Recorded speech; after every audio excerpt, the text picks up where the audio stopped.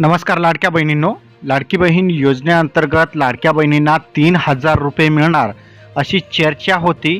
मात्र सध्या आज आहे 14 एप्रिल, आज आहे मकर संक्रांत आणि मकर संक्रांतीच्या अगोदर एक दिवस म्हणजे 13 जानेवारी रोजी फक्त 1,500 रुपये, ते पण डिसेंबर महिन्याचेच या ठिकाणी 1,500 रुपये जमा करण्यात आले.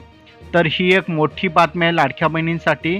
ज्या राज्य सरकारनं सांगितलं होतं की तुम्हाला 3,000 रुपये आम्ही जमा करू, मात्र त्यांनी 1,500 रुपये लाडक्या बहिणींच्या खात्यामध्ये जमा केलेलं आहे. इलेक्शन तोंडावर असताना सुद्धा लाडक्या बहिणींच्या खात्यामध्ये 1,500 रुपये फक्त या ठिकाणी देण्यात आलेला आहे.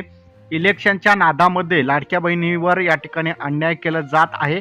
या ठिकाणी लाडक्या बहिणींना 3,000 रुपये मिळणार अशी पोस्टरबाजी भाजप सरकारनं केलेली होती, एकनाथ शिंदे सरकारनं केलेली होती आणि राष्ट्रवादी काँग्रेस सरकारनं केलेली होती.